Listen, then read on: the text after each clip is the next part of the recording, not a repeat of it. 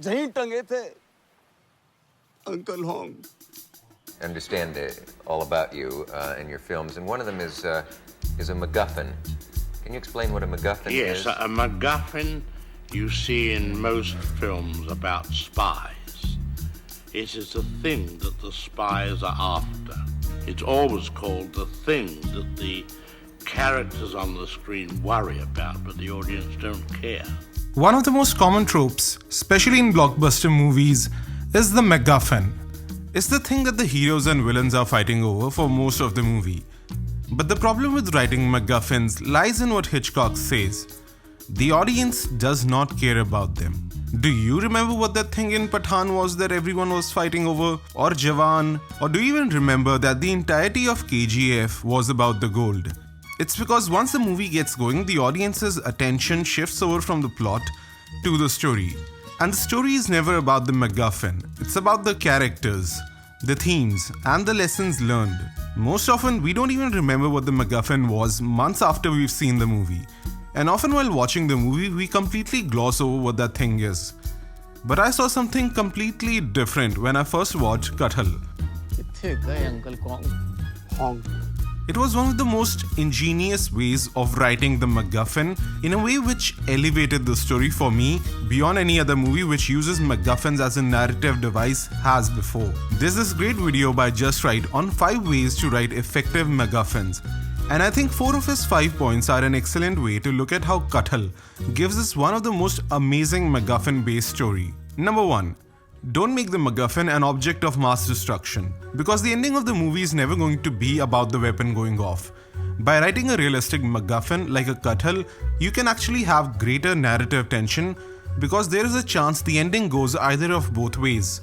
This allows the story to focus more on the characters and themes rather than a race against time. ये गांव भरा में फटी jeans पहन के घूमत हती, कोनो मंचला उठा के ले गो होगो। मने हमारी पैंट फट जाए तो हमें भी कोई उठा ले जाएगा। Number 2. Create an anti-McGuffin. Sir ऐसे तो मुश्किल हो जाएगी। कल को लोग कुमड़ा लौकी तो रही की रिपोर्ट लिखवाने आ जाएंगे। By creating a McGuffin that the main character doesn't care about and also the audience doesn't care about either, you now have a situation where you can make the McGuffin symbolic of larger themes like inequality and greed. मैं वंश के चिराग को बुझाने जा रहा? अरे नहीं मालिक, हम तो बस मजाक में बस बोल दिए। मजाक? Number 3. Make the McGuffin a character we can root for. Stories where the McGuffin is an actual character carry way more investment and attention from the audience.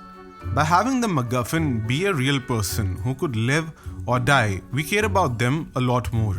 And finally, number 4. Make the McGuffin symbolic for the theme of the story. लड़की की जान खतरे में थी और police महकमा कटहल ढूंढने में लगा हुआ था। Or better yet, tied thematically to the main character's identity. तुम बसोरन को हमारे यहाँ लाओगे, हम उसका छुआ खाएंगे। चोरी चपाटी के बिना जिन छोटी जात बारों को कब हम पेट भरा दे? काय madam? If the McGuffin represents something for the main character, it makes it much more relevant to the plot of the story. The reason I talked about these points beforehand is because Kathal isn't really a movie about the actual Kathal. It's a movie that tricks the audience into experiencing a much deeper story about caste-based discrimination that Dalit people face and how powerful people are more invested in objects than real people. By making the jackfruit the McGuffin, it allows for the story to show the absurdity of our social structure and how we fit within it. It explores the dynamics of both power structure and caste structure by placing more importance on the discovery of the Kathal than the missing girl. But halfway through the movie, something really interesting happens. The main character switches the McGuffin. As Just Right's point number 3 stated, by making the McGuffin a real person, it immediately spikes the investment of the audience because now we care whether she lives or dies. But there's a deeper layer going on here. Just like the main character Mahima Basur tricks the MLA into searching for the girl, the movie tricks us into caring about the disappearance of a lower caste girl, and how the system often never cares about such people. Indeed, the marketing of the movie was about the absurdity of finding a jackfruit, but I also think it holds up a mirror to the audience to show us how we are more interested in watching a movie about a missing jackfruit than a real person. The movie is a much deeper analysis of caste-based structures and privilege, but the way it packages itself is what makes it so ingenious by making the McGuffin the anti-McGuffin. It's usually the McGuffin that starts the plot of mystery movies.